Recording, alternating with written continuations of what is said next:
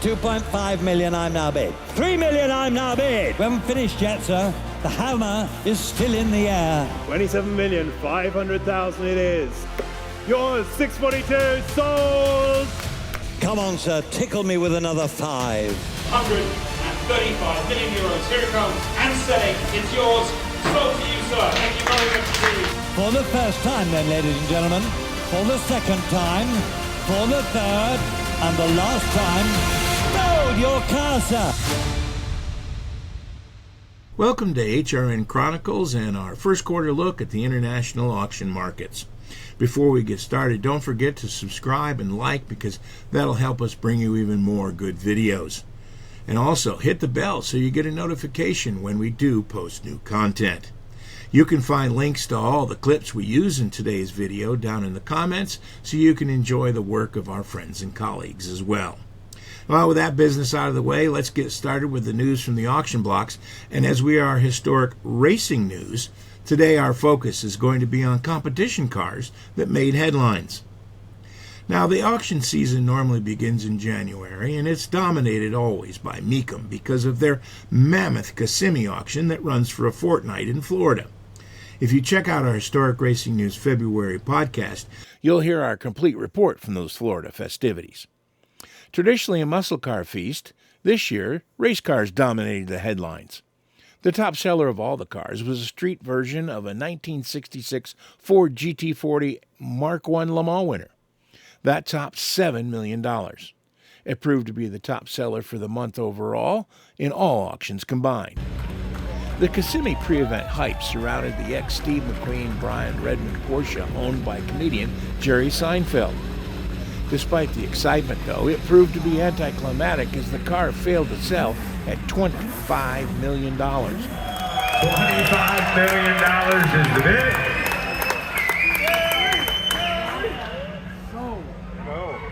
Don't hate me. I'm going to close the bid.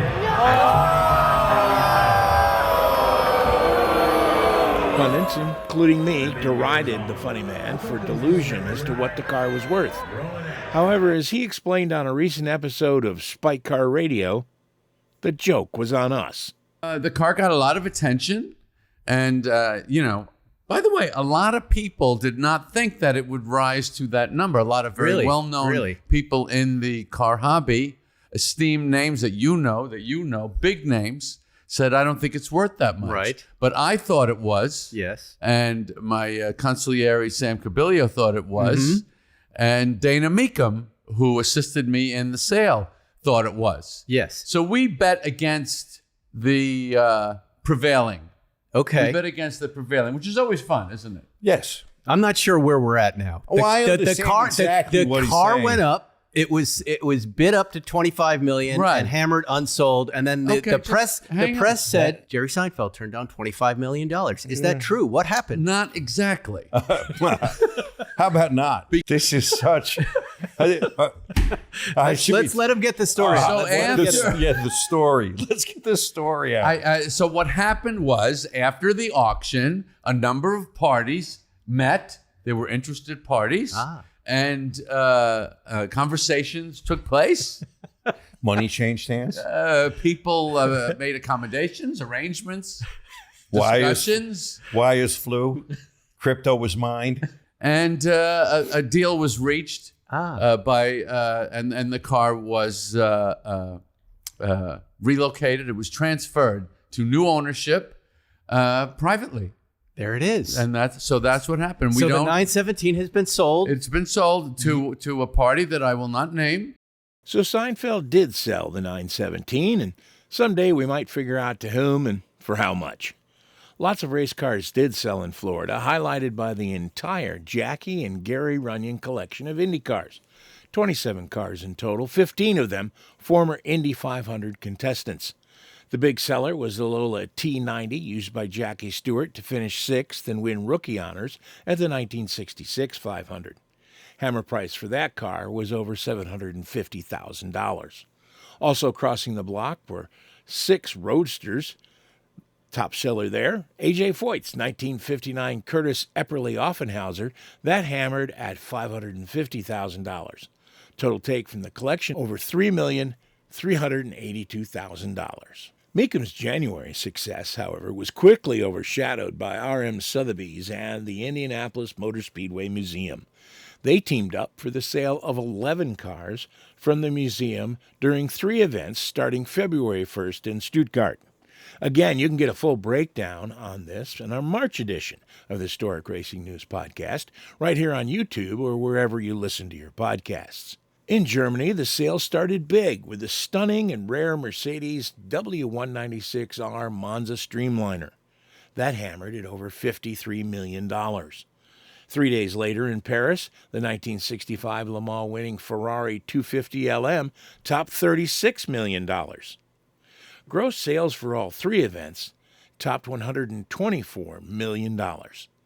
Museum President Don Hale told us in January that the money will serve to endow the museum's future exhibits and acquisitions for a long time to come.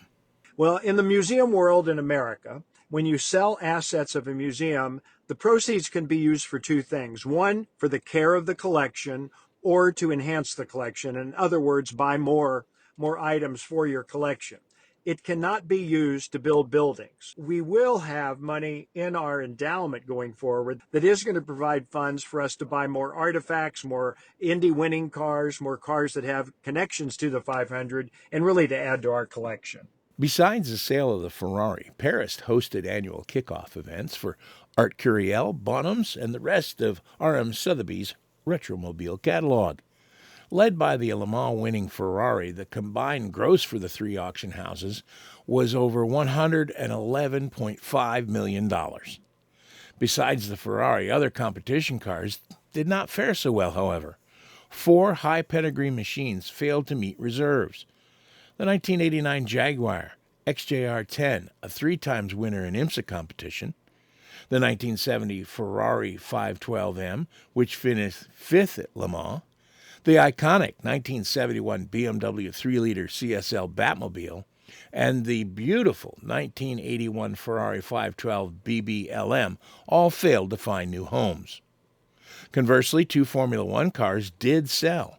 The 1988 Williams FW20 hammered at over $230,000, while the 2013 Lotus E21 topped $350,000. Bonhams had better luck with the competition machines in Paris on their way to grossing $18 million. Top seller was the Ferrari Tipo 555 Formula One car, driven by the likes of Mike Hawthorne, Piero Taruffi, and Paul Ferrer, just to name a few. The car sold for more than $2 million. 2 unique machines with provenance to 2 unique events, the Mille Miglia and the Dakar, also found new homes. The 1954 Auto Blue 750mm Coupe competed 3 times at the famed Mille Miglia and topped out over $400,000. The 2017 X-Raid BMW Mini, driven to victory in the 2021 Dakar Raid by the event's 14-times winner Stefan Peterhansel, also hammered for more than $400,000. Back stateside, February also means an annual trip to the desert for Barrett Jackson, RM Sotheby's, and Bonhams. Barrett Jackson, who are the folks who started the annual migration to Scottsdale for the auction crowd some 30 years ago, had an eye-popping sale of $194 million from an 87% sell-through rate. RM topped $31 million gross, which was up $8 million from 2024, while Bonhams managed a diminutive $5.5 million from just 48 cars that were sold. What Meekham is to muscle cars, Barrett Jackson has always been to the supercar set. This year's top seller? Not a Ferrari, not a Bugatti, but it was a 2025 Corvette ZR1 that sold for charity. First off the production line, VIN number 001, sold for $3.7 million. While there were no competition cars to speak of, one unique sale caught my eye. The Bentley 8-liter by Murphy. This is an Anglo-American car. It's an English chassis, fully Bentley, with an American coachworks, and it hammered for just under $3.2 million. Our friends at Iconic Auctioneers in the UK held their annual competition car sale as part of the Race Retro Weekend.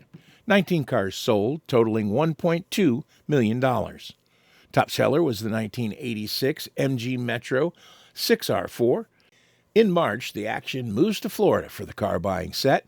Sotheby's Moto Miami, helped by the sale of the final 9 cars from the IMS Museum, topped $74.4 million. Further north, auctions around the Amelia Concours produced some fun numbers, if not a lot of competition sales. Gooding & Company's first sale since the merger with Christie's was a 2-day sale at the Omni Hotel, and it topped $65 million with a 90% sell-through rate. Always fun, the legendary hammerman Charlie Ross worked the bidders up to nearly $9.5 million for the top-selling 1955 Ferrari 375 Berlinetta. I've not been able to sleep. I'm so excited. Where would you like to start the bidding? How much? I'm bid $6,150,000.